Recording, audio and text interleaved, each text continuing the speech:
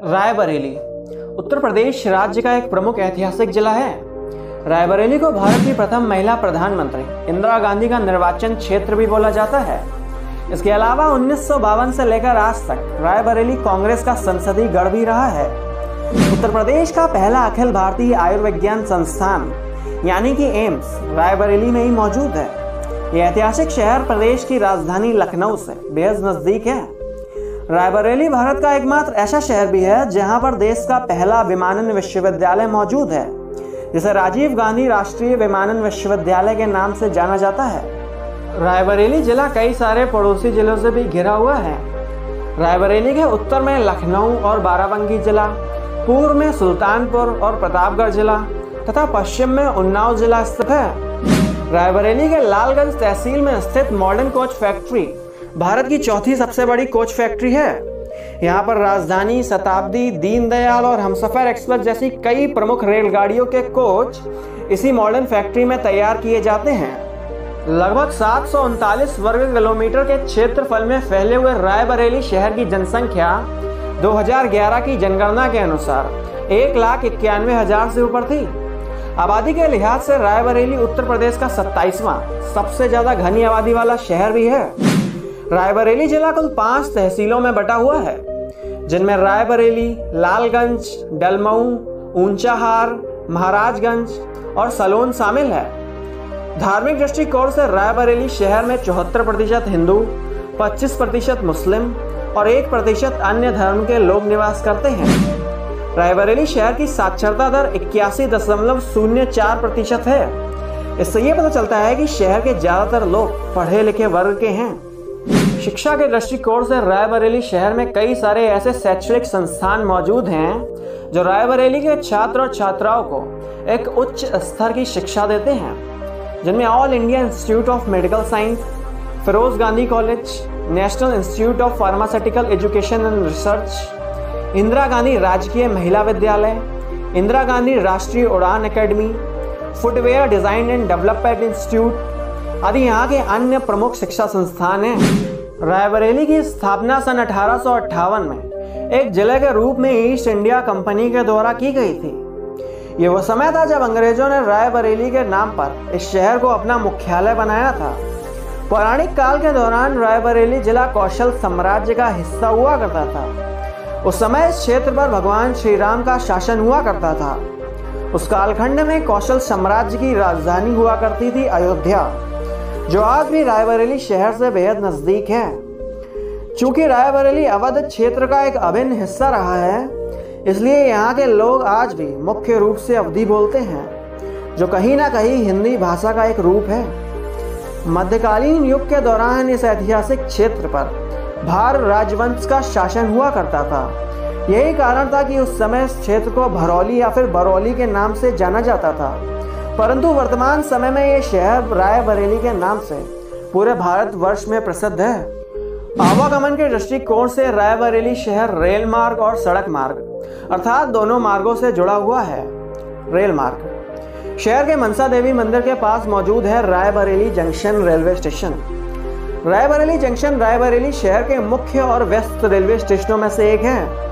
ये railway station Varanasi Lucknow line, Prayagraj Lucknow line, Raebareli Unnao line और Raebareli Faizabad line पर मौजूद है।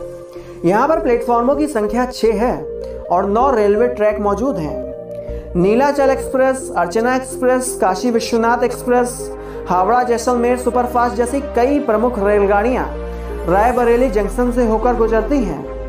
सड़क मार्ग रायबरेली शहर के शास्त्री नगर इलाके में मौजूद है रायबरेली बस स्टेशन। शहर का ये बस अड्डा अपने सड़क मार्ग के जरिए लखनऊ, वाराणसी, प्रतापगढ़, सुल्तानपुर जैसे कई शहरों से जुड़ा हुआ है, जिसके जरिए आप इस शहर तक पहुंच सकते हैं।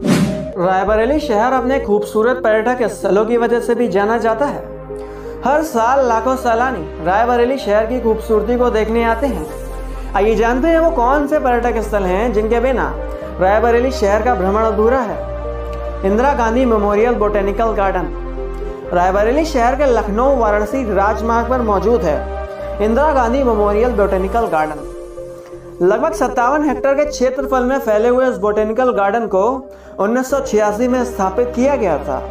यह स्थान केवल पेड़ पौधों और बाग बगीचों को देखने के लिए ही नहीं है, बल्कि शोध करने वाले वैज्ञानिकों और पेड़ पौधों के बारे में जानने वाले लोगों के लिए ये एक शैक्षणिक संस्थान है। बॉटनिकल गार्डन के अंदर ग्रीन हाउस के अलावा रॉक गार्डन, रोज गार्डन, मौसमी गार्डन और जलीय गार्डन भी मौजूद है, जिसे आप यहाँ पर देख सकते हैं। समसपुर पक्षी अभयारण्य रायबरेली जिले के सलोन क्षेत्र में मौजूद है। समसपुर पक्षी अभयारण्य लगभग 780 हेक्टेयर के क्षेत्रफल में फैले हुए इस अभयारण्य को 1987 में स्थापित किया गया था।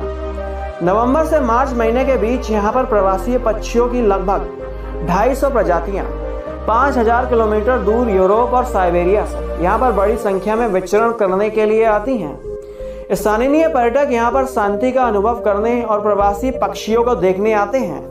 महेश विलास पैलेस रायबरेली शहर से लगभग 30 किलोमीटर दूर शिवगढ़ नामक कस्बे में मौजूद है महेश विलास पैलेस। सन 1942 में इस महल का निर्माण महेश प्रताप सिंह के द्वारा बीकानेर के लालगढ़ किले की डिजाइन के आधार पर बनाया गया था। 7 बड़े बड़े खंभों से बना महल का विशाल बरामदा यहाँ का मुख्य आकर्षण है। इसके अलावा महल की बालकनी से पूरे शिवगढ़ कस्बे को देखा जा सकता है। बॉलीवुड की कई बड़ी बड़ी फिल्मों का चित्रांकन भी इस ऐतिहासिक महल में किया गया है, जिनमें महानायक अजय देवगन की धमाकेदार मूवी रेड, जॉली एलएलबी, गुड्डू रंगीला, मैडम चीफ मिनिस्टर जैसी कई अन्य फिल्मों का चित्रांकन भी इस पैलेस में किया गया है। डलमऊ पौराणिक काल में प्राचीन कथा के अनुसार गंगा नदी के किनारे एक टीले पर डालब्य ऋषि का आश्रम हुआ करता था। स्थानीय लोगों का ऐसा मानना है कि डालब्य ऋषि के नाम पर इस स्थान का नाम डलमऊ पड़ा। यहाँ पर घूमने के लिए राजा अलाउद्दीन का किला, महेश मठ, नवाब सुजाउद्दौला का महल, अलाउद्दीन की बैठक, डलमऊ पंप कैनाल यहाँ के प्रमुख दर्शनीय स्थल हैं। रायबरेली जिले का डलमऊ क्षेत्र इतिहास में रुचि रखने वाले लोगों के लिए एक आकर्षण का केंद्र है। इन सभी पर्यटक स्थलों के अलावा रायबरेली शहर में कई सारे और भी ऐसे पर्यटक स्थल हैं जिन्हें एक वीडियो में संरक्षित करना असंभव है, जिनमें बेटा जल सेतु, लालगंज का भालेश्वर मंदिर, रेवती राम का तालाब आदि यहाँ के प्रमुख दर्शनीय स्थल हैं। ये वीडियो आपको कैसा लगा ये आप हमको कमेंट में एक बार जरूर बताएं। वीडियो देखने के लिए आपका बहुत बहुत धन्यवाद। चैनल को सब्सक्राइब करने के बाद घंटे का बटन जरूर दबाएं ताकि भविष्य का हर एक वीडियो आप सरलता से देख पाएं। चैनल को सब्सक्राइब करने के बाद घंटे का बटन जरूर दबाएं ताकि भविष्य का हर एक वीडियो आप सरलता से देख पाएं।